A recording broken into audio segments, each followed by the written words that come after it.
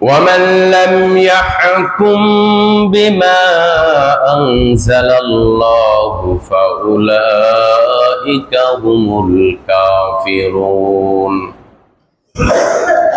একই ভাবে আল্লাহ বললেন ومن لم يحكم بما أنزل الله فأولئك هم الفاسقون। একই ভাবে আল্লাহ রাব্বুল আলামিন বললেন ومن لم يحكم بما أنزل الله فأولئك هم الظالمون। শেষের যে শব্দটা ফাসিকুন, কাফিরুন, যালিমুন, তিনটা আয়াতে তিনটা শব্দ আল্লাহ তাআলা বললেন যে ফাসিকুন মানে ফাসিক, জালিমুন মানে জালিম, আর কাফিরুন মানে হলো কাফের। যারা কাফেরদের অন্তর্ভুক্ত হবে, ফাসিকের অন্তর্ভুক্ত হবে, জালিমের অন্তর্ভুক্ত হবে।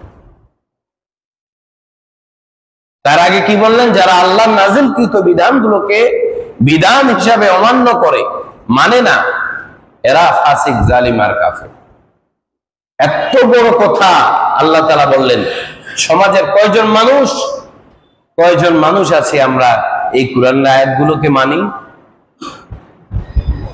কয়জন ব্যক্তি আছে আমরা 6666টা আয়াতকে মানি? কয়জন ব্যক্তি আছেন যে আপনি আমি কোরআনের ফার্স্ট টু লাস্ট আমরা পড়ি, তেলাওয়াত করি, অর্থ বুঝি, পড়ার চেষ্টা করি? কিন্তু মাতব্বরের তো অভাব নাই। পড়ে না তো পড়েই না, কোরআন তো পড়তেই জানে না। আবার অনেকে শুধু পড়তে পারে, অর্থ বুঝে না। আর অনেকে হয়তো দেখে দেখে অর্থ পড়ে অথবা ব্যাখ্যা ট্যাখ্যা বুঝে না। আচ্ছা, মানলাম যে শুধু পড়তে পারে, ব্যাখ্যা বুঝে না।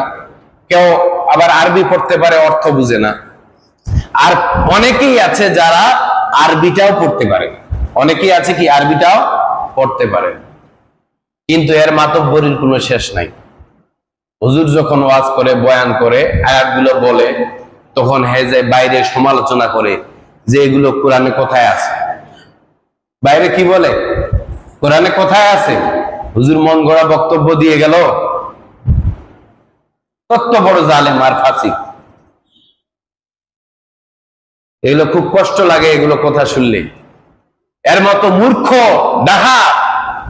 ডাহা মূর্খ, এই মূর্খ কোন হিসাবে যে কোরআন বুঝে না, হাদিস বুঝে না, বাইরে গিয়ে হুজুরের সমালোচনা করে, বক্তার সমালোচনা করে। এ তো নিজেই কিছু বুঝে না, একটা আয়াত পড়ার ক্ষমতা নেই, সাধ্য নেই, সে সমালোচনা করে ইমামকে নিয়ে, খতিবকে নিয়ে। ইমাম খতিবের ভুল হবে না এমনটা নয়, ভুল হবে। আপনি যদি আপনার দৃষ্টিতে কোনো ভুল আপনি ধরতে পারেন, তাহলে এটা গোপন ভাবে অন্য একজন আলেমকে বলেন তো, ভাই এটা কি, এরকম কি, বিষয়টা কি, জানার চেষ্টা করেন। কোন আলেমের মাধ্যমে এটা শুধরানোর চেষ্টা করেন। আমি বর্তমানে মূর্খ মুফতি ফতুয়াবাজের জ্বালায়, আর যারা প্রকৃত মুফতি এদের কোনো খাওয়া নেই।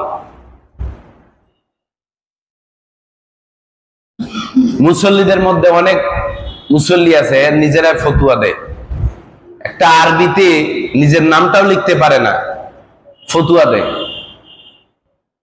ফতুয়া দেওয়ার অধিকার কি আপনার আমার আছে? এটা জানতে হবে না আপনাকে?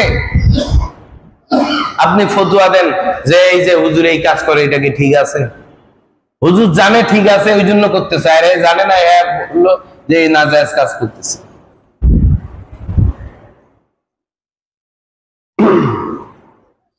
আসলে আমাদের সমাজে মানে শিক্ষার চাইতে মাতব্বরের সংখ্যা বেশি। শিক্ষিত লোকের সংখ্যা খুব কম, আর অশিক্ষিত লাফালাফি, অশিক্ষিতদের মাতব্বরিটা অনেক বেশি, যার কারণে সমাজটা ধ্বংসের পথে।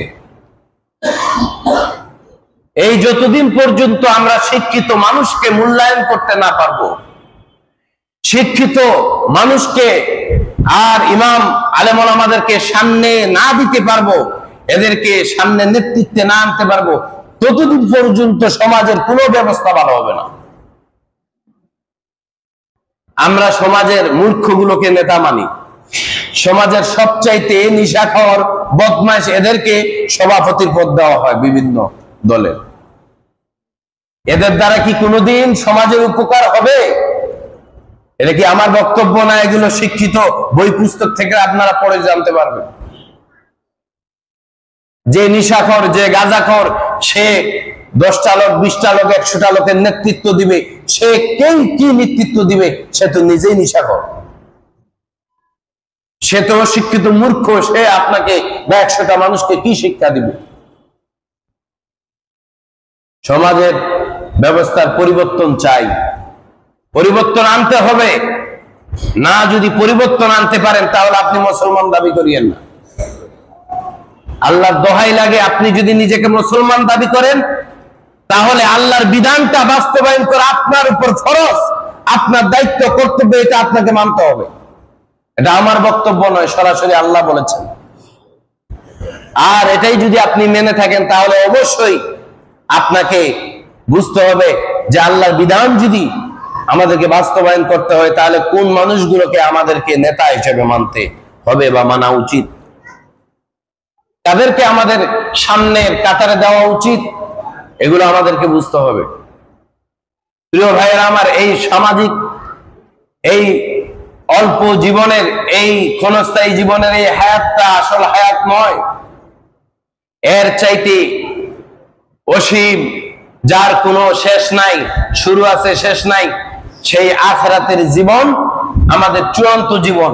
ওই জীবনের সফলতা পাওয়ার জন্য এই দুনিয়ার সাময়িক লোভ লালসা, পদের লোভ, টাকার লোভ, অর্থের লোভ, বাড়ি গাড়ির লোভ, নারীর লোভ, সবগুলোকে ধূলিসাৎ করে, সবগুলোকে অন্তর থেকে মুছে দিয়ে আখিরাতকে প্রাধান্য দিয়ে আপনার আমার জীবনকে কিভাবে সফল এবং সফলতার উচ্চ মাকামে পৌঁছানো যায় সেই চেষ্টা আপনাকে আমাকে করতে হবে।